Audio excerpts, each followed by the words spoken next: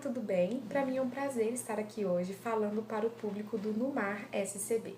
Meu nome é Anne, eu sou formada em Letras e trabalho como editora da revista Nosso Amiguinho na Casa Publicadora Brasileira.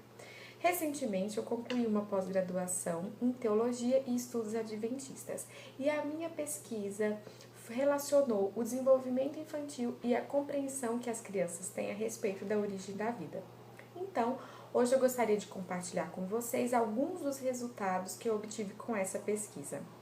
Nós sabemos que a adolescência é uma fase de muitas mudanças e essas mudanças são nítidas do lado de fora. O crescimento, todas as mudanças que o corpo da criança passa para se tornar um adolescente, depois um adulto, mudança nítida que a gente consegue perceber. Diferentemente das mudanças físicas, o amadurecimento intelectual ele não é tão nítido e tão transparente. Nós conseguimos detectar facilmente um recém-nascido se tornando uma criança e depois um adolescente. As crianças elas passam por fases de desenvolvimento intelectual e é preciso detectar em qual dessas fases elas estão aptas para lidar com determinados assuntos, como é o caso dos assuntos científicos. A imagem construída pela sociedade de que as crianças não têm capacidade para entender certos assuntos, ela é um tanto equivocada. Veja essa citação de uma doutora em educação. Desde cedo, então, a criança dispõe de recursos cognitivos variados, como observação, formulação e teste de hipóteses, processos de generalização e abstração.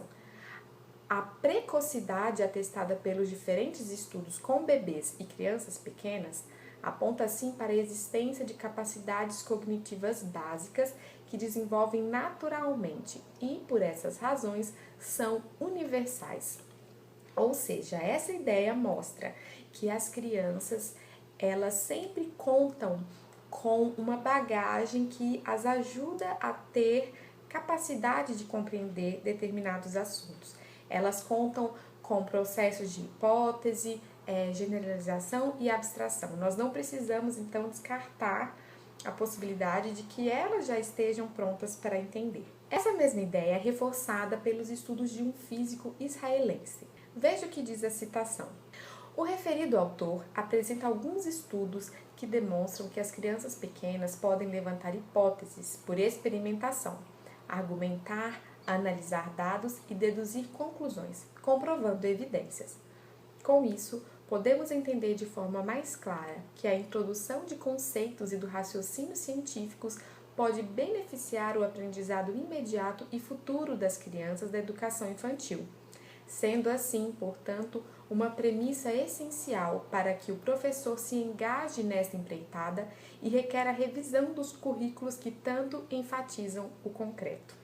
O que essas pesquisas mostram é que, em termos intelectuais, já é possível discutir determinados temas com as crianças. Essa problemática já foi discutida por muitos estudiosos na área da psicologia e também da educação infantil.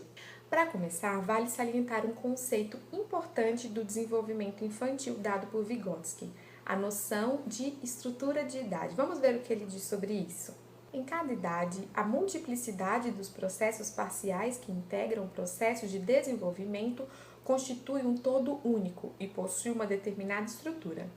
A estrutura de cada idade é específica, única e irrepetível e determina o papel e o peso específico de cada linha parcial do desenvolvimento.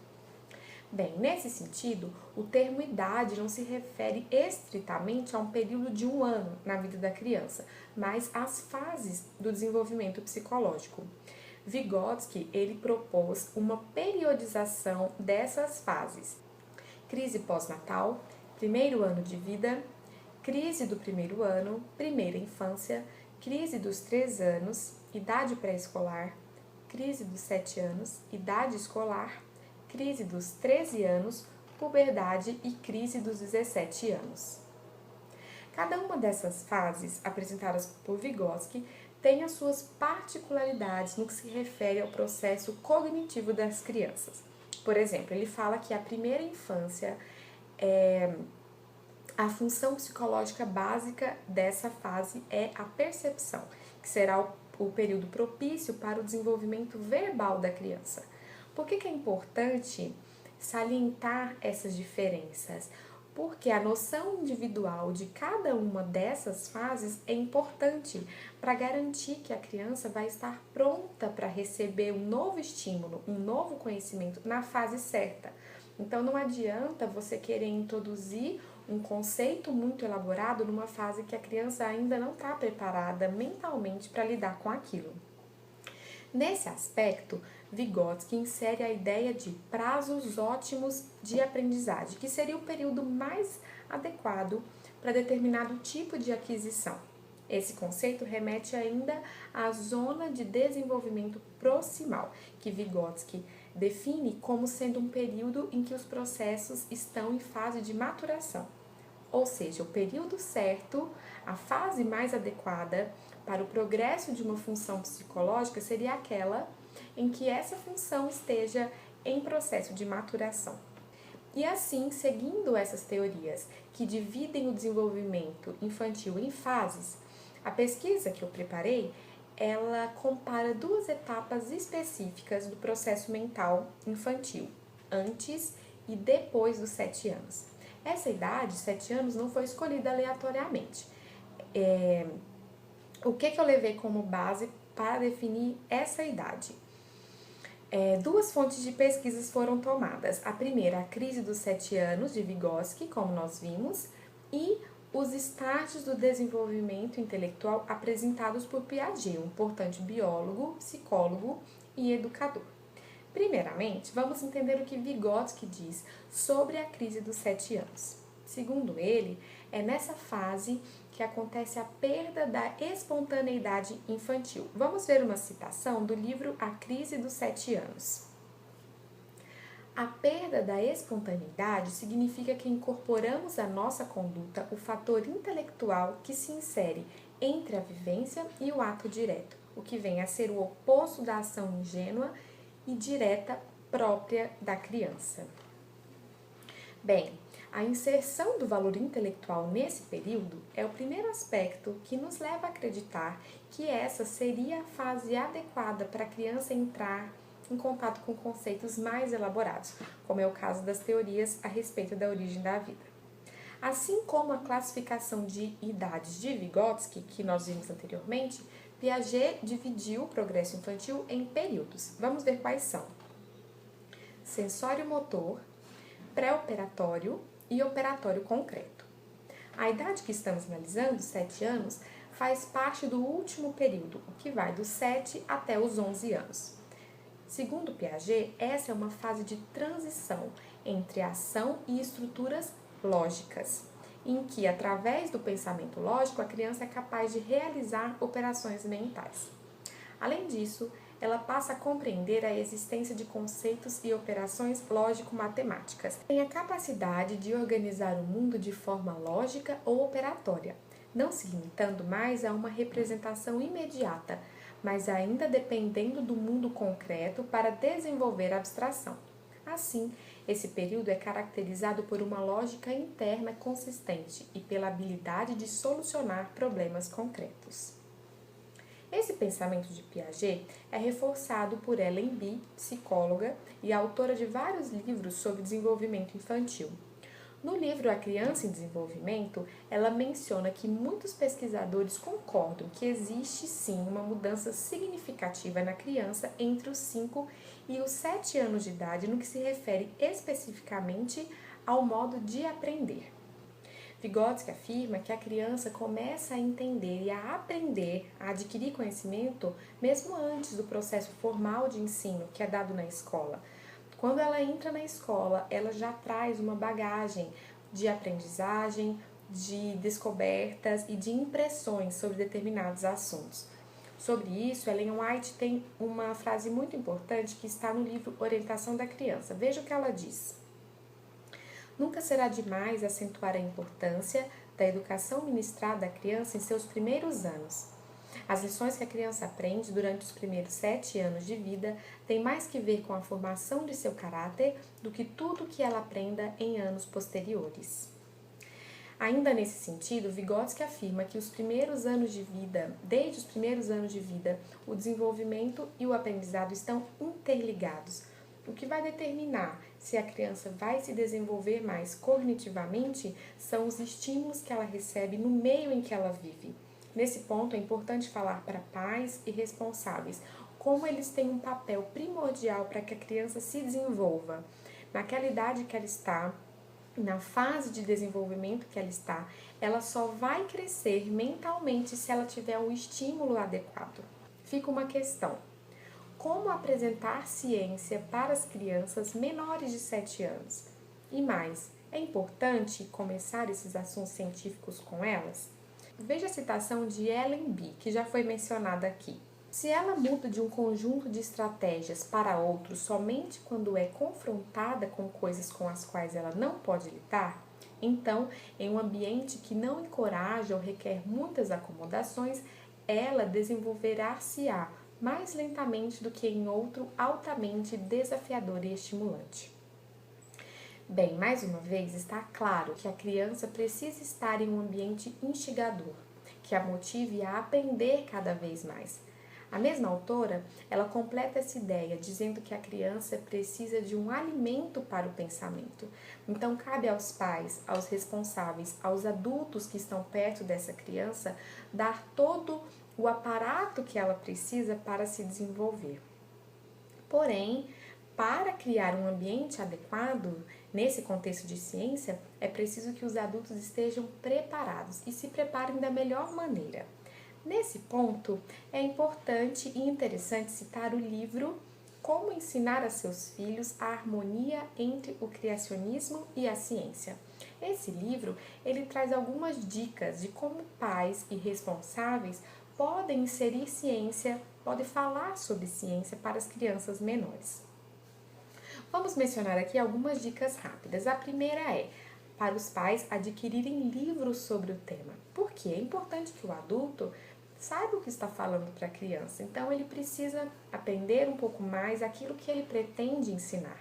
Além disso, o adulto tem que sempre fazer para a criança questionamentos instigantes, que vão despertar nelas o interesse e a atenção. A próxima dica que o autor dá é usar vídeos que vão mostrar algumas dessas coisas científicas para crianças. Vídeos com conteúdo não muito técnico e, além disso, fazer passeios exploratórios em museus de história natural ou lugares que contenham rochas, plantas e outras coisas que podem despertar a curiosidade das crianças. Mas, nesse caso, é importante que os adultos se preparem antes. Então, se você vai levar a criança no museu de arte natural, você precisa saber o que você vai encontrar lá e em que ponto você pode instigar a criança a pensar sobre aquele assunto. Outra dica é aproveitar a natureza. Essa é uma estratégia muito boa, porque a natureza, ela chama a atenção da criança. As coisas estão acontecendo ali. É fácil ela visualizar e se interessar pelo assunto.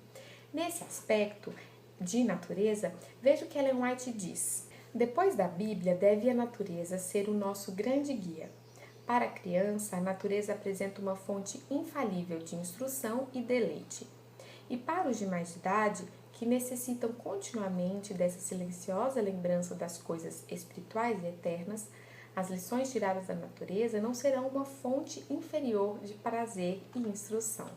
A última dica desse livro é falar assuntos que despertem interesse da criança e que possam futuramente render questões mais elaboradas. Falar sobre o dilúvio, Arca de Noé, dinossauros, coisas que as crianças menores têm interesse e que depois o adulto pode desenvolver mais, explicar mais na medida que ela for se desenvolvendo e mostrando mais curiosidade sobre o assunto. Bem, vamos falar rapidamente sobre o método. O método usado nessa pesquisa foi pensado para que as crianças não se sentissem envergonhadas, acanhadas em dar as respostas. Então, as 200 crianças entrevistadas, elas entraram em contato apenas com pessoas que elas tivessem proximidade. Bem, vamos ver agora quais foram as perguntas feitas para as crianças entrevistadas. Pergunta 1. Você sabe como o mundo foi criado, surgiu? Onde você aprendeu isso?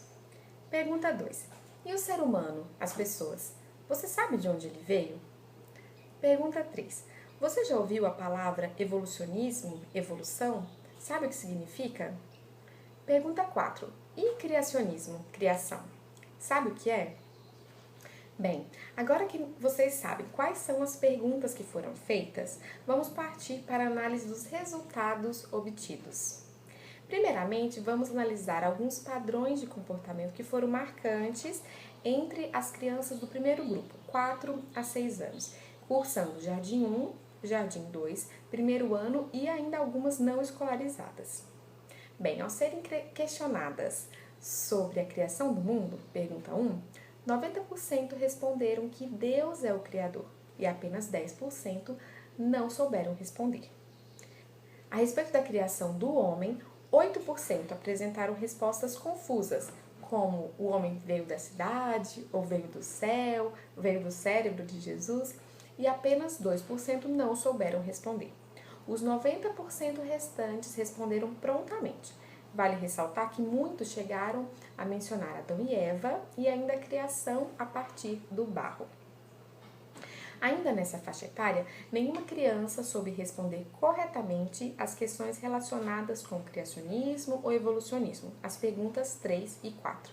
Entretanto, 43% arriscaram algum palpite quando questionadas sobre a criação, pergunta 4, e elas deram respostas como eu acho que é criar, ou foi quando Deus criou o mundo, criar alguma coisa. Elas tentaram um palpite, mas o fato curioso é que sobre o criacionismo, elas tentaram um palpite, mas sobre o evolucionismo, nenhuma criança arriscou responder o que era dentro desse grupo. Vamos agora analisar o segundo grupo, que é o das crianças de 7 a 9 anos. Elas estavam cursando segundo, terceiro e quarto ano.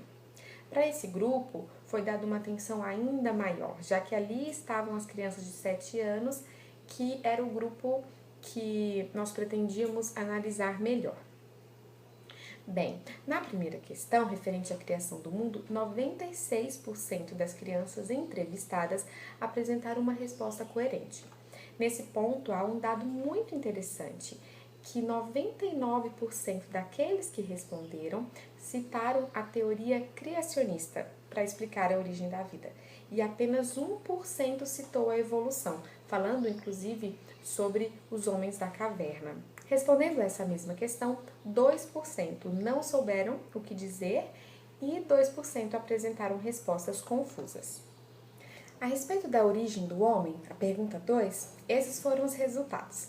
74% souberam responder, 19% deram respostas confusas e 7% não deram resposta. Mais uma vez, tem um fato interessante aqui. Apenas 1% dos entrevistados citou o evolucionismo como origem do ser humano. Nessa faixa etária, verificou-se que apenas 5% souberam responder o que era o evolucionismo, enquanto 18% foram capazes de responder sobre o criacionismo. 53% das crianças não souberam responder o que era evolucionismo e nem arriscaram. Já sobre o criacionismo, 27% não responderam. A maior parte criou algum palpite, mesmo que não tenha acertado.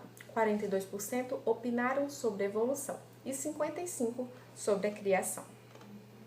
O último grupo a ser analisado agora é o de 10 e 11 anos, cursando quinto e sexto ano. O fator diferencial desse grupo é que eles já estavam aprendendo essas teorias na escola.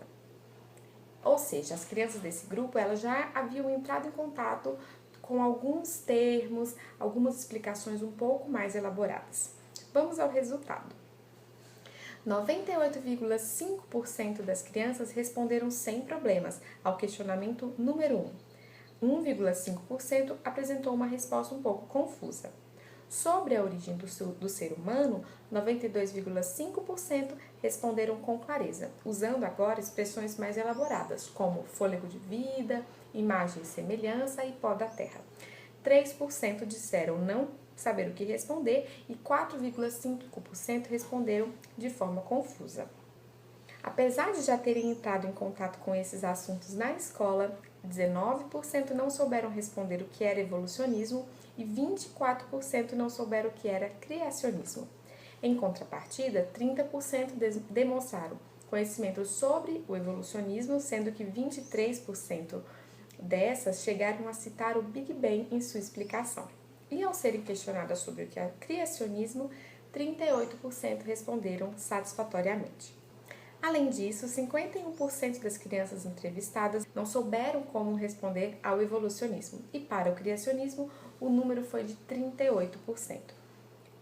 Detectou-se aqui também uma pequena distorção relacionada com religião, onde elas associavam que evolucionismo era quem não acreditava em Deus e criacionismo era quem acreditava em Deus. Elas não entenderam, algumas não entenderam como uma teoria, e sim como uma religião. Bem, diante de todos esses fatos, dessas pesquisas e desse resultado, nós chegamos à conclusão de que realmente a idade de 7 anos tem mesmo um diferencial, e essa seria a idade aconselhada para as crianças entrarem em contato com alguns assuntos um pouco mais elaborados e mais científicos. É importante destacar, é claro, que cada criança tem um desenvolvimento muito próprio, que depende, como nós mencionamos um pouco antes, que depende do contexto em que ela está, dos estímulos que ela recebe, mas essa idade de 7 anos já seria propícia para a criança entrar em contato com alguns assuntos um pouco mais científicos e um pouco mais elaborados. É importante dizer que ainda antes da idade de 7 anos, as crianças precisam entrar em contato com o criacionismo, com as histórias, com a natureza. Tudo isso vai fazer que quando ela chegar na idade de 7 anos, ela já consiga entender um pouco melhor um assunto que já foi dito anteriormente. Não é preciso esperar a criança estar pronta para inserir a primeira sementinha sobre o criacionismo. Desde pequena, ela já precisa estar ouvindo histórias, conhecendo, vivenciando coisas na natureza, para que na idade certa ela tenha um desenvolvimento um pouco maior, mas não do zero. O desenvolvimento já começou ali, um pouco antes disso. Eu espero que vocês tenham gostado. Essa pesquisa foi realmente muito interessante para notar como as crianças precisam entrar em contato com a ciência e como os adultos podem fazer isso da melhor forma. Foi um prazer falar para vocês. Eu espero que nós possamos nos encontrar outras vezes. Tchau!